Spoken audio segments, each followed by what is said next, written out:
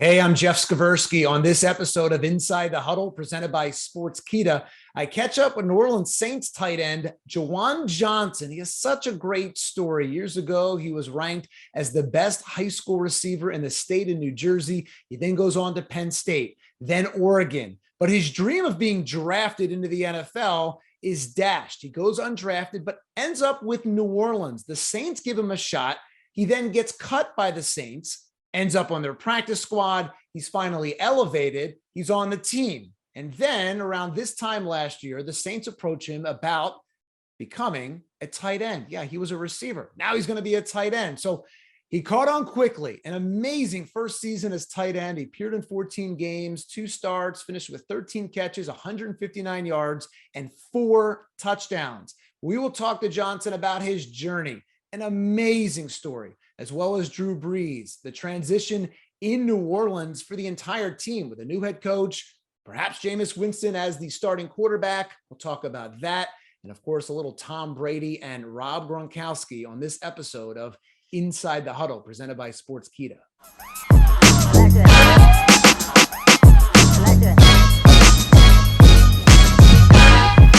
You know, Juwan, when we last spoke a few years ago, you're getting ready for the NFL draft. You go undrafted. I imagine you have a moment where you're going, am I going to make it? I mean, do you have that moment, or were you always just so confident that no matter what happens, I'm going to figure this out, I'm going to make it? Or were there moments where you went, I don't know here? Jeff, I remember that Zoom meeting too.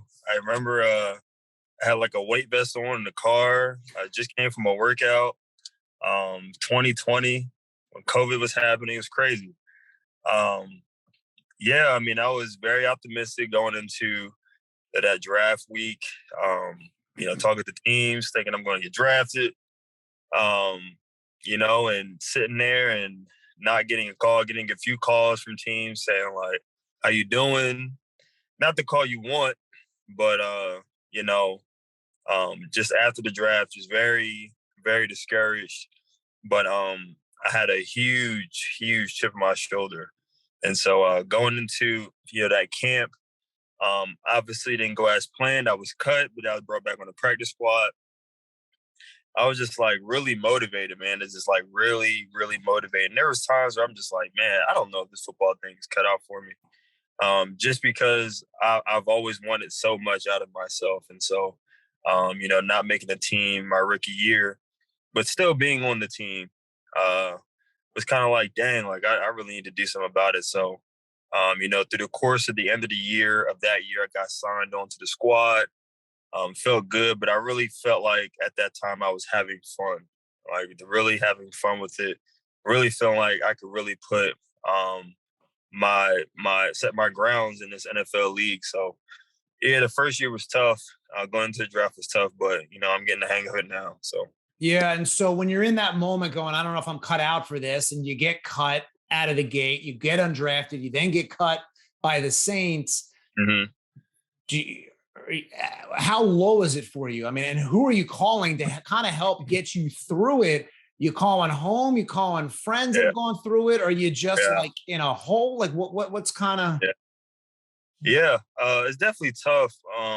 You definitely want to talk to, people who are there, people who have been in the league, such as my brother or, people on the team. Because people on the team, they are there. They're tangible. They're people that you could, be a sponge from. But man, those are tough times. I'm not even gonna lie to you. Like those are times I'm just like, bro, this is just not it for me.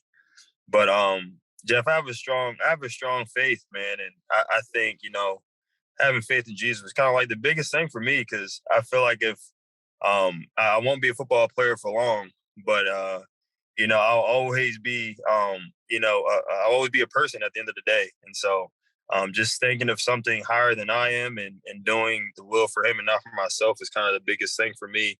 And knowing that I can't hold my identity in just being a football player. So I have to be an inspiration to other people.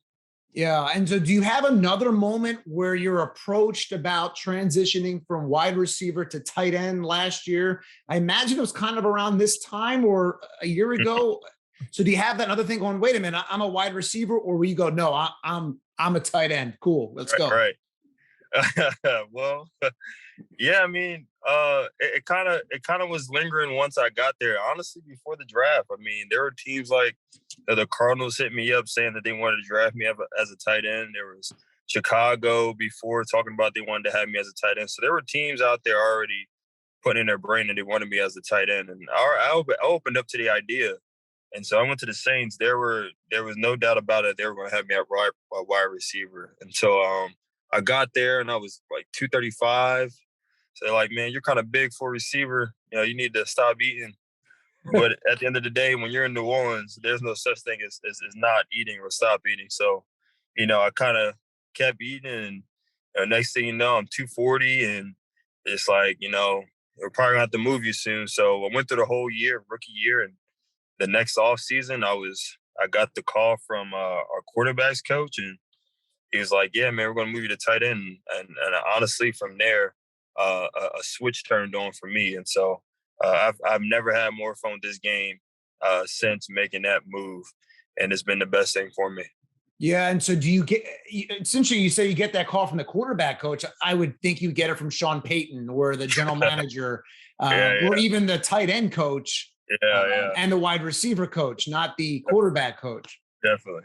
Well, at the time, our wide receiver, he was our wide receiver coach, but, you know, we made a few changes and he was then our quarterbacks coach. And he was the closest. I was the closest with him than any of the coaches. So I think, I don't know why people were a little hesitant to tell me, but I think he was most comfortable telling me the news. And honestly, it was great news. And he was great telling me. He was great for explaining the idea and where they were heading. And from there, I think not much has changed. I think my mindset has been even more of going and get it, wanting to do so much more this season. Last season was great, but I know there's so much more that I could do. And I know I could be one of the best tight ends in the league this year.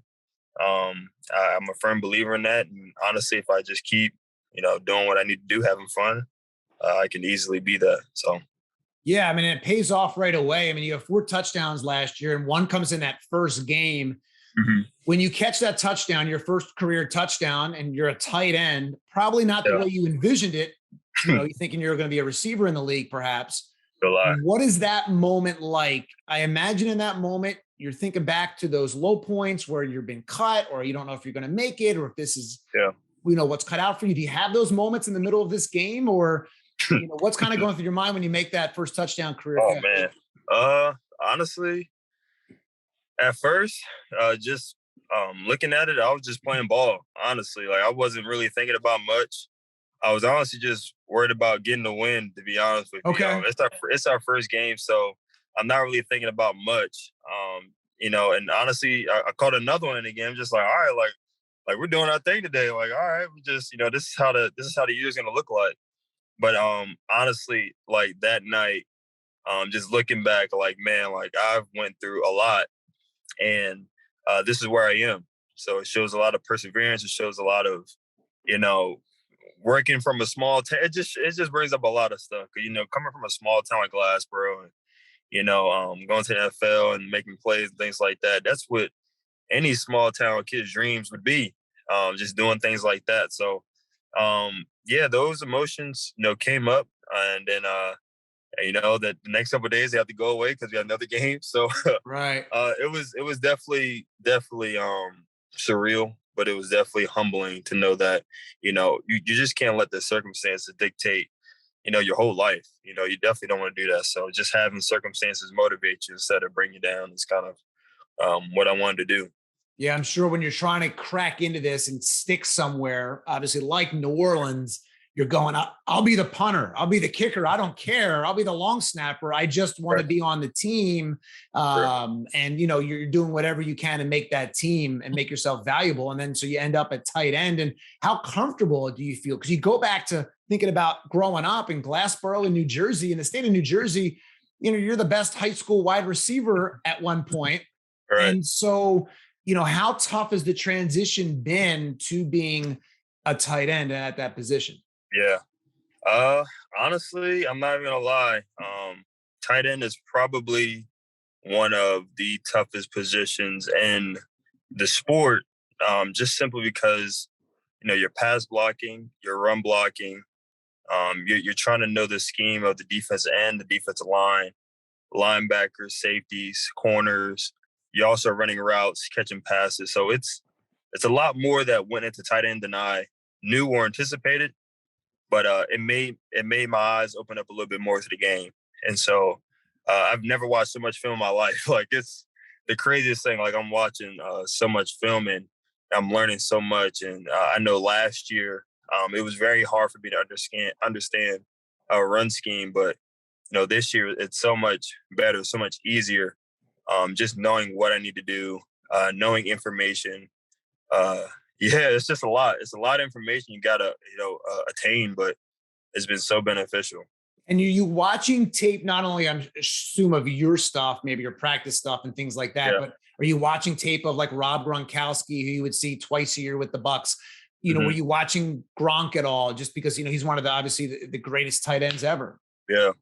Yeah. I mean, I spent the early part of my off season, mid of the off season, just watching guys who've done great things. Like I've, watched Shannon Sharp. He's on, TV and stuff. So I was like, man, Shannon Sharp was he was really nice. Watch guys like Gronk, watch guys like Darren Waller, watch guys like Travis Kelce, TJ Hawkinson. You watch so many guys, even watch Jason Witten, Tony Gonzalez. I watched a large part of my all season watching Tony Gonzalez because he's in Atlanta, but two is he was just such a smooth guy, and he was really good, at the position. So yeah. Yeah. I mean, it's crazy because you just think going like, all right, well, I know how to play receiver. I just need a shot. Now you're learning a whole new position. It's way faster in the NFL. And you're probably also coming from a small town in New Jersey going, all right, I'm in New Orleans. I have a legendary quarterback that maybe throwing some passes to me. And you start with Drew Brees and, Sean Payton's your head coach at the time. Do you have any moments where you're going like, this is nuts? I mean, where I come from to all of a sudden be, on one of the top franchises in football with one of the best quarterbacks ever. Yeah. I mean, it definitely was surreal, and it definitely, you definitely grew up fast. Being in the league, you see people who you play with, in Madden, but guys like Drew, I mean, he's been playing as long as I've been alive, really. A large part I've been alive, and just seeing him not only as a player, but as a teammate, as a leader, as a person, as a father, as a friend. He's probably one of the most incredible people I've met. Down to earth, just very, very intentional with his relationships, with his conversations. That's somebody that I emulated coming into the league, and definitely his last days in the league. He just worked so hard. And so one story about him is that I came in after him during a workout that, that was free. It was under our own leisure. And I was finishing my workout and he was still there. And I'm like, dude, like, I'm just going to stay for another 20 minutes. And he was still working out. And I was just like, I want to keep working like him. I want to be like him. And so just being with guys like him, Malcolm Jenkins, Emmanuel Sanders, Mike Thomas, Jared Cook, there's so many different guys like who are just like big names who will linger throughout the whole league for the rest of, a long time. Just being around those guys, it's pretty humbling. Yeah, it's pretty amazing because, you think that some of the best guys in all these sports are just guys that are just freak of nature athletes. And yes, many of them are, but I still always find the best of the best always seem to be the guys that work the hardest. And, you talk about Drew Brees, you talk about Malcolm. I always go the best of the best. They have that naturally born talent. They have that ability, but they're still the hardest workers. And right. I feel like that maybe really in any profession, the hardest workers always, do the best. Right. I mean, and yeah, it's true. I mean, you see guys like Michael Jordan, Kobe Bryant, for example. I mean, he's notably one of the hardest workers that ever played sports. And so even LeBron James, like guys like that were just workers. And when you want to get to that level, you gotta be like that. You gotta play like that. So you gotta work hard. Yeah. And so obviously the last couple of years as you're coming into the league, You're going through your own transition, and now the Saints are going through a transition. Drew Right. Brees is gone, Sean Payton's gone, and stuff like that. And so, how difficult is it to balance all that for yourself as you're trying to learn tight end and also balance really a new look New Orleans Saints team? Yeah. I mean, at the end of the day, there's always going to be changes. I mean, you're going to be changes in coaches, changes in quarterbacks, changes of team. There's always going to be some sort of change. But the one thing I feel like I do best with is handling what I can control, and that's myself. I mean, the time I start worried about external things and things like that, I'm not going to be able to perform I need to perform with the changes or going along with the change. So just being more so focused on what I can control is the best thing, the only thing I can really do. So you don't worry about, okay, well, who's the quarterback going to be? Is it going to be Jameis? Is it going to be Dalton? Is it going to Yeah. be Taysom Hill? You just Yeah. go, whoever's throwing me that ball, I'm going to catch the ball. Yeah. I mean, yeah. And that's how it is. I mean, we had a prime example of it last year where we had an influx of, QBs coming. Like, so with one game, James was starting, he got hurt, and then there was Trevor Simeon, so he was playing, and then Taysom was playing, and Ian Book was playing. So it was just so many different people, but someone has to throw the ball and someone has to catch the ball. That's just how the name of the game is. So you just got to be ready, and when the ball's in the air, you got to make the play. Yeah, and Dennis Allen, he's been a coordinator for a long time. He's interviewed for a lot of head coaching jobs. What have you seen from him? Is it feel like Sean Payton 2.0, or is he putting his own stamp on things? Yeah. The one thing about DA he's been a great job doing is just keeping everything consistent and not doing too much, but doing enough that has his own little flavor to it. We still got a lot of familiar personnel in the building. Really, the schemes haven't changed, but he's just added his own flavor to it. DA is more of a guy who is not a rowdy guy, but he does get you riled up for a game, or practice rather. But he's going to teach you. He's very teachable, but he's a guy that's going to be very personable too. So he's been really good with us so far. He's been good for us, been good for the team, been good for the atmosphere, and so it's been really good being with him there. This OTA and mini camp. So I'm excited to see the year that he has ahead of him. Speaking of getting guys riled up, I saw Jameis Winston I guess he was doing some player-only workouts recently. He gave like a great speech in the huddle. Were you a part of those workouts with him, or did you even see the video? Yeah. So, I was there. We took a little trip out to Miami, enjoyed some weather there, enjoyed some workouts with him. He did a great job gathering guys together to, just get a workout in, catch balls, build chemistry, hang out, having the wives with us. So, it was a great time for some team bonding. I thought it was great. We spent, a couple of days out there just, building chemistry. And I think that was the best thing that we could do heading into camp next week. And so, I'm really excited for him. I know he has a lot he wants to do this year after, getting hurt last year. So I know he's really eager and really excited to get out there and do his thing. So I'm excited for him. Yeah. And so many guys talk about, hey, this time of the year is really important. You build wins now. What does that exactly mean? I mean, so you're going to Miami with Jameis Winston and some other teammates, and you're doing some bonding and working out and stuff like that. Yeah. Why does this time make you guys great in December or in January? What is it about this time? Yeah. Well, the one thing I'd say is that I don't think, if you want to win a game on Sunday, you don't win it on Sunday. You win it, on the off days, like the Mondays and the Tuesdays. You win it, through the preparation through the week. And I know it sounds like pretty, boring and cliche, but that's just what it is. I mean, if you don't get those things right, then Sunday you have no chance. It's just like now, us building chemistry, us hanging out, us, getting our timing down now is going to help us for camp. That confidence during camp is going to help during the season. So I think it's more repetition of knowing that, where somebody's going to be at the right time, what he does is going to be right. And so just really building repetition, confidence, and chemistry is the biggest thing. And I thought Jameis is doing a great job with that, even having us out in Miami, but even times before, always taking the time to, really get us all together to do some things.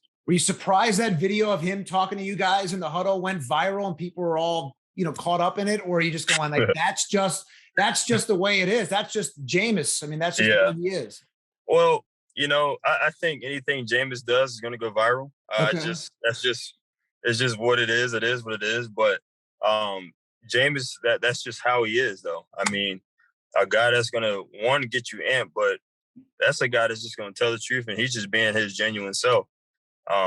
Him just motivating us, knowing that, we're here to win something. We're not here to, play for the running of the playoffs. Like, that's just not how he rolls. It's definitely not how I roll. I mean, it's either championship or bust for us. Like, that's just how, we think. And so definitely going into the year with our mindset to win a Super Bowl. We're not here to just make it to the playoffs or win a division. Yes, those are the steps to getting a championship, but, it's division, it's playoffs, it's championship. That's what we're here to do. It didn't make things easier for you guys having Tom Brady unretire, huh? Right. Yeah, I mean, Tom is great. I mean, that's always the thing. He's one of the greatest of all time, and you can't even take that away from him. But you always have to beat him to get there. You always got to beat one of the best to get to the championship or win the championship. So, we're ready for him this year, as we are to every year, and we got our eyes set to do some big things this year. Yeah, and how's your work ethic? Has it changed at all watching? You talk about Drew Brees, you talk about Winston, you talk about other guys, seeing them in the weight room. Has your work ethic, have you upped it a notch even now that you're in the league, going at some point before, hey, I don't know if I'm going to make it, but have you upped it, or are you still going, I'm still that hungry guy that I've always been? Yeah, I mean, I feel like if I were to ask people from my hometown, people in college, I feel like I've always been one of the hardest workers in the building. That's just how my mindset is. I'm not really like the most talented guy, but I know if I'm working hard enough, I'll find something I get better at, and that's going to be better than my opponent. And so these days, in terms of getting in the NFL, it's not more so working harder, it's more of working smarter. And so, not killing myself, more so it's more of a mental thing than a physical thing a lot of the time. So, like I said about watching that film, film has been something that's been so good to me.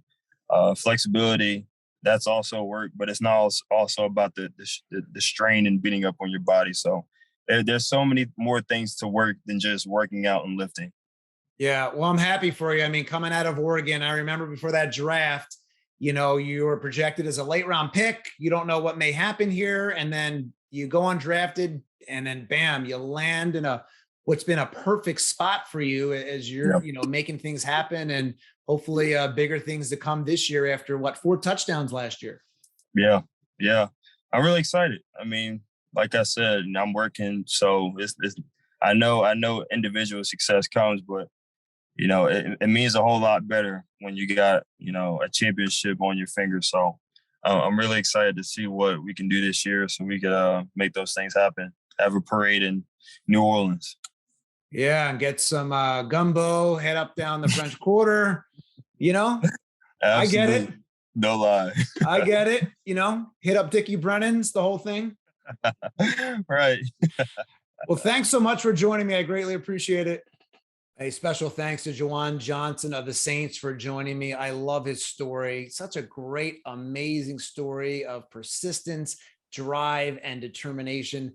Best of luck to him this season. If you like the show, click subscribe at the bottom of your screen. Also, if you hit the bell button, we will send you alerts the next time we drop an episode. You can listen on Spotify, Apple Podcasts, and all your favorite podcast apps. Just go into the description below, hit the links, and you'll be all set up. Thanks for watching. Thanks for listening. I'm Jeff Skversky on Inside the Huddle, presented by Sportskeeda. I like that.